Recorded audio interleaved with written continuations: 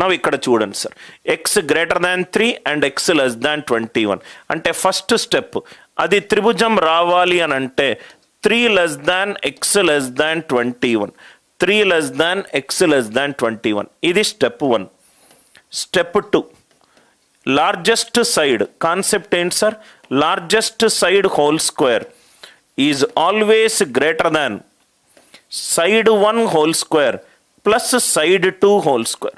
Largest side whole square is always greater than side 1 whole square plus side 2 whole square. Largest side x ganaka largest side ayindanukondi, x ganaka largest side ayindanukondi, x square is greater than 9 square plus 12 square.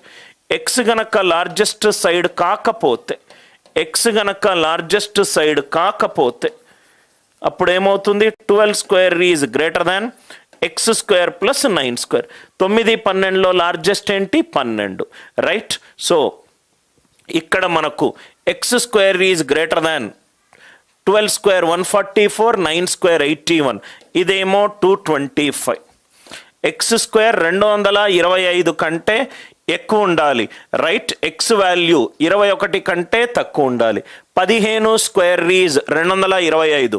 X 16 తీసుకోవచ్చు, 17 తీసుకోవచ్చు, 18 తీసుకోవచ్చు, 19 తీసుకోవచ్చు, 20 తీసుకోవచ్చు, 16 నుంచి 20 తీసుకోవచ్చు. ఇక్కడ 12 square 144 minus 81 greater than x square. X square is less than 63. X square, X అనేది 3 కంటే ఎక్కువ ఉంటుంది. అంటే ఎక్స్ 4 తీసుకోవచ్చు, 5 తీసుకోవచ్చు, 6 తీసుకోవచ్చు, 7 తీసుకోవచ్చు. ఇంకా 8 స్క్వేర్ 64, 63 కంటే కూడా ఎక్కువ. కాబట్టి ఇది ఎక్స్ లార్జెస్ట్ సైడ్ కావచ్చు, ఎక్స్ లార్జెస్ట్ సైడ్ కాకపోవచ్చు, ఎక్స్ లార్జెస్ట్ సైడ్ కాకపోవచ్చు. కాన్సెప్ట్ అందరికీ అర్థమైంది కదా సార్? అధిక కోణ త్రిభుజంలో largest side whole square is greater than side 1 square plus side 2 square. అల్ప కోణ త్రిభుజంలో largest side whole square is less than side 1 whole square plus side 2 whole square. ఇది చెప్తూనే ఉంటే టక్కున సార్ అది గనక సమద్విబాహు త్రిభుజం గనక అయిందనుకోండి, క్వశ్చన్లో 8, x ఇది ఒక ఐసోసెలస్ ట్రయాంగిల్ సైడ్స్ అన్నాడు, సమద్విబాహు త్రిభుజం అన్నాడు, సమద్విబాహు త్రిభుజం అన్నాడు.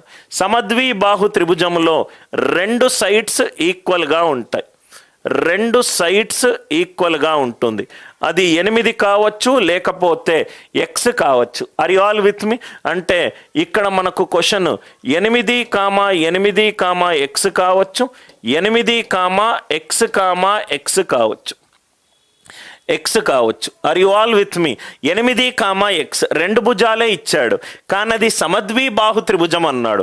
సమద్విబాహు త్రిభుజంలో 2 భుజాలు సేమ్గా ఉండాలి. 8 సేమ్గా ఉండొచ్చు, ఆర్ ఎక్స్ సేమ్గా ఉండొచ్చు. అంటే మనకి ఇక్కడ 2 కేసులు ఏర్పడ్డాయి.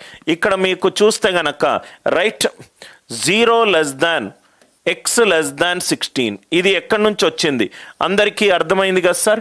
8 ప్లస్ 0 8 కావచ్చు, అంటే ఎక్స్ 0 కాదు. 8 ప్లస్ 8 16. సో అది 0 అయినా 16 అయినా ఒక రేఖ మీద మిగతా 2 రేఖలు ఉంటాయి, కాబట్టి ఈ 2 కావు. 0 లెస్ దాన్ ఎక్స్ లెస్ దాన్ 16. ఇది స్టెప్ నంబర్ 1. ఇది స్టెప్ నంబర్ 1. ఇది అల్పకోణ త్రిభుజము ఫామ్ అవ్వాలంటే ఏమవ్వాలి? మంచి ఇంట్రెస్టింగ్ క్వశ్చన్ సార్. అల్పకోణ త్రిభుజము అక్యూట్ యాంగిల్డ్ ట్రయాంగిల్ ఫామ్ అవ్వాలంటే ఏమవ్వాలి? Step number 1 clear. Step number 2, x largest side కనుక అయ్యిందనుకోండి, x square less than 8 square plus 8 square. X square less than 64 plus 64 ఎంత sir? 128. X square is less than 128. ఎప్పుడు ఇది? X largest side అయినప్పుడు, x largest side అయినప్పుడు.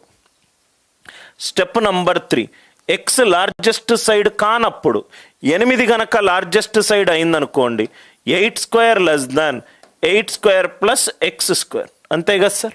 So 8 square x square, x square is greater దాన్ 0, అంటే X is greater than 0. X square value 128 కంటే తక్కువ ఉండాలి, అంటే ఎక్స్ 1 కావచ్చు, రైట్ 2 కావచ్చు, 3 కావచ్చు, 4 కావచ్చు, 5 కావచ్చు, 6 కావచ్చు, and so on up to 11 కావచ్చు. 1 2 3 4 5 and so on up to 11. ఎప్పుడు సార్? ఈ 2 కండిషన్లు అయినప్పుడు. 2 భుజాలు ఇవ్వంగానే అది త్రిభుజములో 3 భుజాలు ఇవ్వాలి అని మీరు అనుకోకూడదు.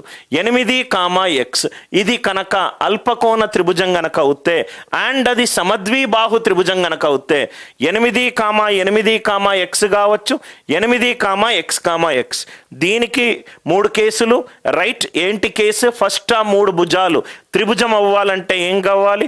ఎక్స్ లార్జెస్ట్ సైడ్ కావాలి అని అంటే ఏమవుతుంది? ఎక్స్ లార్జెస్ట్ సైడ్ కానప్పుడు ఏమవుతుంది? Step 1, step 2, step 3. అదే దీనికి ఏమవుతుంది సార్? 8 + x అంటే 2x greater than 8. 2x is greater than 4. x 4 కంటే ఎక్కువ ఉండాలి. అంతే కదా సార్? 8 4 4 పెట్టుకున్నాం అనుకోండి. 8 4 4 రైట్. 8 + 4 + 4 8 అంటే ఎక్స్ 4 కంటే ఎక్కువ ఉండాలి. Some of 2 sides greater than difference of 2 sides. Right. So ఇంకా ఎక్స్ గ్రేటర్ దాన్ 8, ఇంకోటి ఎక్స్ గ్రేటర్ దాన్ 0, ఎందుకంటే అది సహజ సంఖ్య కాబట్టి. ఎక్స్ లార్జెస్ట్ సైడ్ కనుక అవుతే x² less than 8² + x². 8 largest side అవుతే 8² less than x² + x². ఇది ఎలా అయినా invalid case. 2x² greater than 64 అంటే x² 32 కంటే కూడా ఎక్కువ. x² 32 కంటే కూడా ఎక్కువ. x వాల్యూ 6 తీసుకోవచ్చు, 7 తీసుకోవచ్చు, 8 తీసుకోవచ్చు. ఎప్పటి వరకు తీసుకోవచ్చు? 15 వరకు తీసుకోవచ్చు. ఈ కేసులో ఎన్ని కేసులు వచ్చాయి? ఈ కేసులో ఎన్ని కేసులు వచ్చాయి? ఇది మీకు అందరికీ అర్థమైందా? ఇక్కడ 2 కండిషన్లు ఉంటాయి. 8, 8, x కావచ్చు. రైట్. దాని తర్వాత 8, x, x కావచ్చు. 8, 8, x కావచ్చు. 8, x, x కావచ్చు. ఈ 2 కేసులు అందరికీ అర్థమవుతే దయచేసి ఎస్ అని చెప్పి రిప్లై చేయండి. దయచేసి ఎస్ అని చెప్పి రిప్లై చేయండి. ఈ 2 కేసులు అందరికీ అర్థమైందా? దీని నుంచి కొంచెం అడ్వాన్స్డ్ లెవెల్ ప్రాబ్లం. దీని నుంచి 2 advanced level problems. I hope the idea it is clear. Buffering issues వచ్చినందువల్ల ఇక్కడ క్లాస్ ప్లే అవుతుంది. దయచేసి సబ్జెక్ట్ మీద అటెన్షన్ పెట్టండి. ఏమైనా డౌట్స్ ఉన్నాయా? ఎందుకు ఇలా రాశాను అందరికీ అర్థమైంది కదా సార్? 8, 8x, 8xx ఈ 2 ఎందుకు ఇలా రాశానో అందరికీ అర్థమైందా? అర్థమవుతే ఎస్ అని చెప్పి రిప్లై చేయండి.